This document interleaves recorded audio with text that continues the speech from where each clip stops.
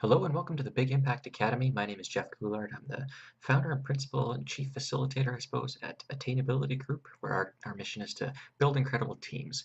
And one of our projects right now is the Big Impact Academy, where we're working with some of the best and brightest minds in leadership and innovation to really kind of take a look at the nonprofit sector, particularly the helping professions, and try and do things a bit differently. So what we're talking about leadership development. And here we've partnered with Stephen De Groot, who is the presenter today in today's webinar with Myriad Consulting, and he specializes in corporate and human services leadership development with the responsive leadership approach. And you'll be hearing much more about that. We're looking at innovation and design thinking, and for that we're working with Dr. Alex Bruton with the Straight Up Business Institute and the Ethnographer, using some of his really highly practical design tools and bringing them into the nonprofit space for better strategic planning and everything that goes with that innovation. And finally, we'll talk about impact, and that's where I come in, and we talk about how to assure impact. So to go from having these good intentions of doing some good work and measuring our impact in ways that don't necessarily line up with what we actually do, to getting really focused on this thing called utilization focused evaluation. So evaluation that is useful and impact that you can measure and then market to the world. So welcome to the Big Impact Academy. You can check it out, bigimpactacademy.com. And I'm going to turn things over to Stephen De Groot, and he's going to be talking about responsive leadership for the next 15 minutes or so. All right. Thank you, Jeff. Yeah, I'm here to talk about responsive leadership. More importantly, not only what is responsive leadership, but why is it so important for supervisors and managers in human services to utilize and leverage? Responsive leadership, really is about a practical and very simple approach to maximizing the motivation, the engagement, and the performance of workers in the various fields of human services. Responsive leadership, in the most simplest terms, is relations oriented. Many people can attest to that. It's values-based and values-driven. It's strengths-focused. It's simple and practical, and super important is that it's really developed and designed to promote and optimize preferred outcomes, not for just employees, but also for clients and the very important people that they serve. Before we get into what responsive leadership is, it's really important to make a case for responsive leadership. Now, this isn't about complaining, it's about an accurate understanding of the realities that many frontline workers in various social services experience. Now, it's not about motivation. Social service workers, I think it's important, are very motivated people.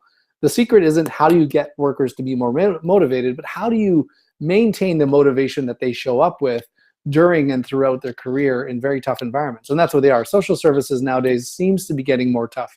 There are many organizational bureaucratic challenges that make very difficult work more difficult, like overly hierarchical and bureaucratized environments. And often environments can be governed by policy, protocols, procedures, top-down decision-making. Many frontline workers talk about those decisions being out of touch with the frontline realities of practice.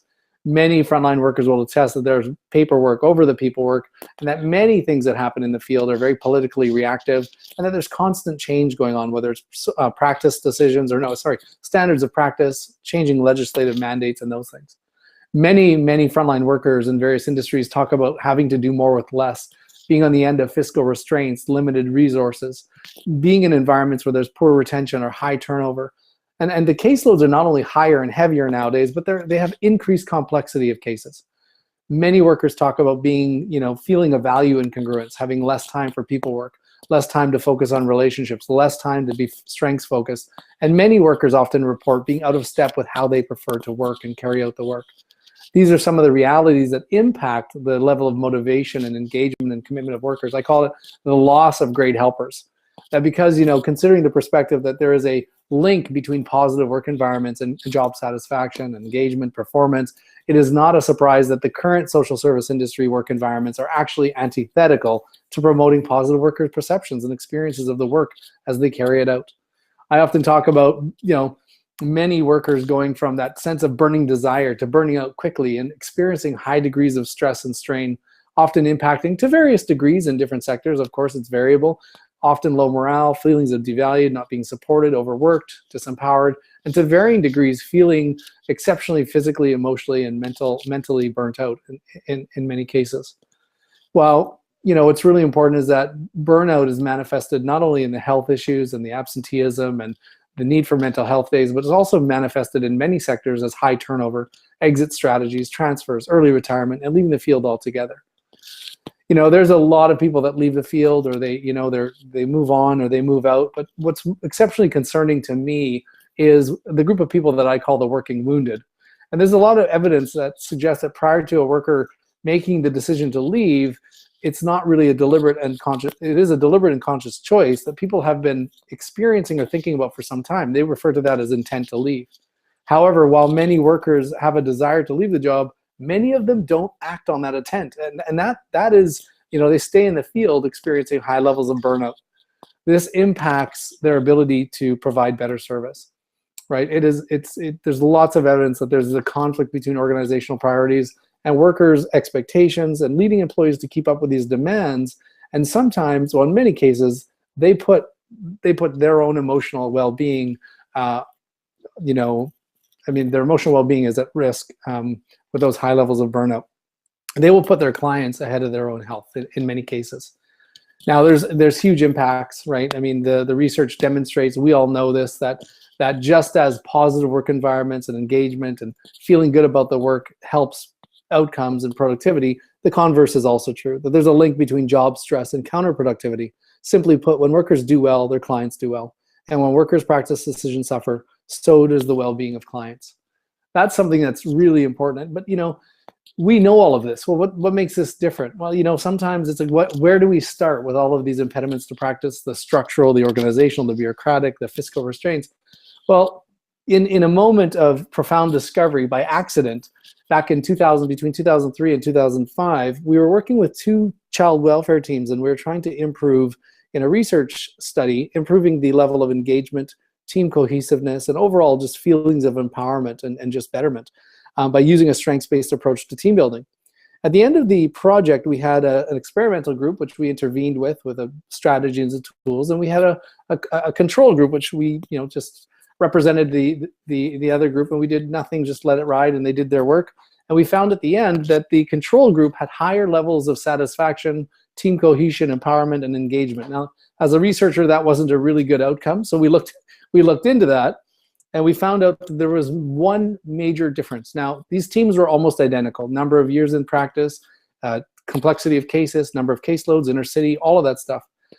The biggest difference that we noticed, which was a profound and accidental discovery, is the biggest difference was the perceived sense of support and perceived quality relationship they had with their direct supervisor.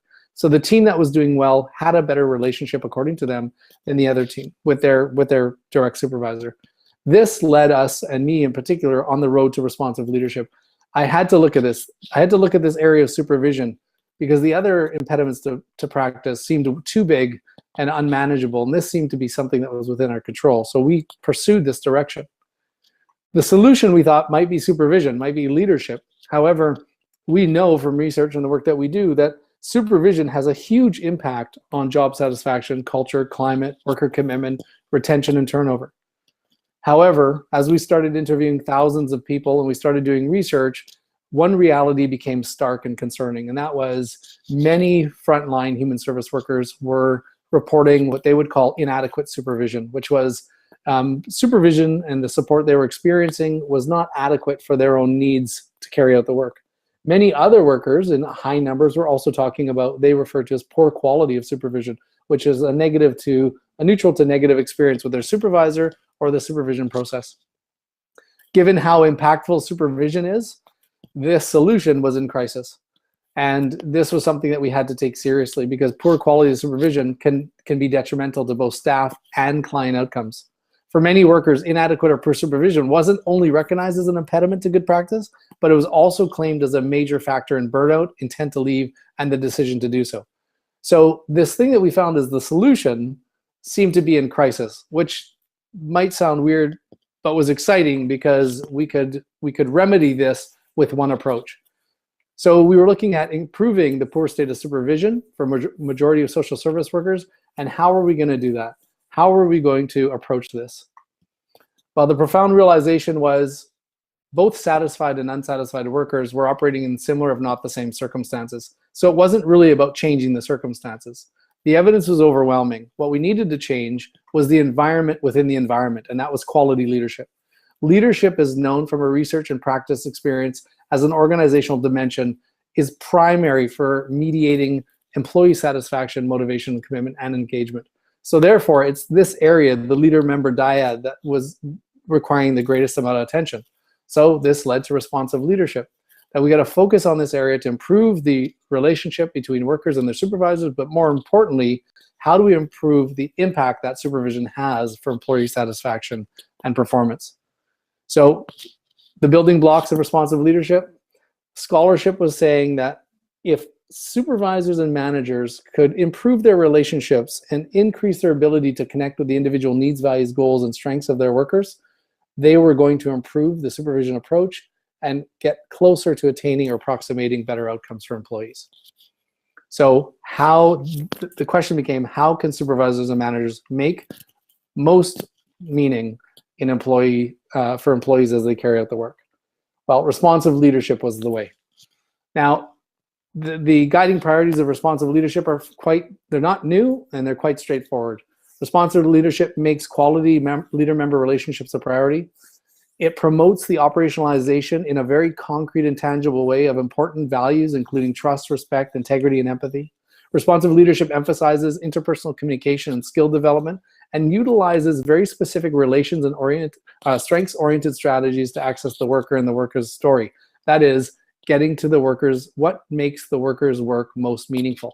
That is critical, which makes responsive leadership unique because it encourages the accurate identification and leveraging of workers' needs, values, goals, and strengths as it relates to the work. And importantly, responsive leadership strives for greatest fit between worker experience and the work environment itself to optimize motivation, engagement, and overall performance. And as I've stated already, responsive leadership works to improve both preferred outcomes for staff and clients simultaneously.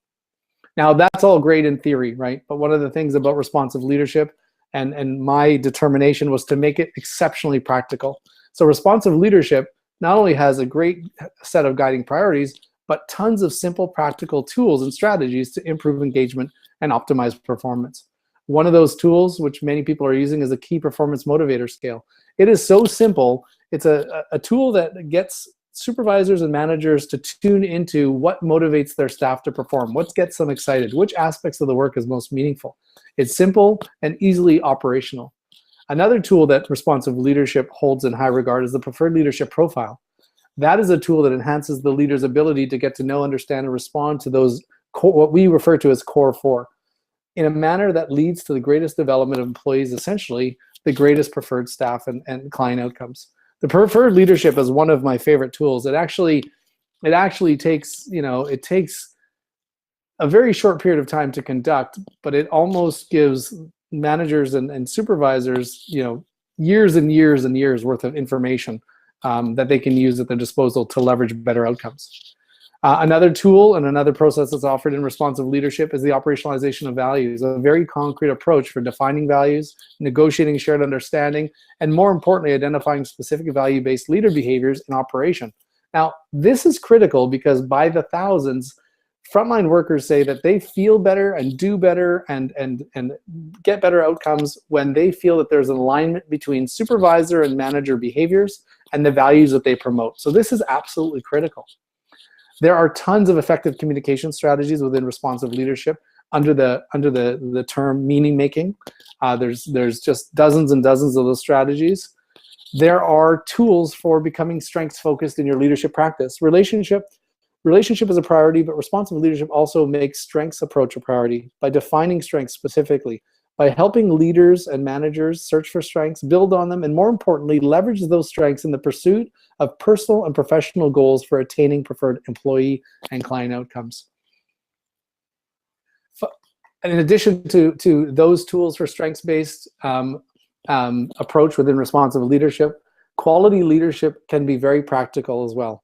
The responsive leadership approach has identified 7 specific domains that relates to the motivators of most employees and gives supervisors and managers more than 100 tangible ways of linking that domain to their practice to make it more meaningful.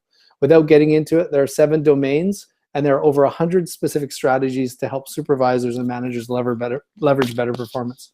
And finally, lastly but not least, one of the most important and valuable aspects of responsive leadership is helping supervisors and managers deal with difficult behaviors of employees, helping them understand and approach resistance and opposition in a way that doesn't only minimize that type of behavior and the impacts of that behavior, but actually can eliminate it altogether.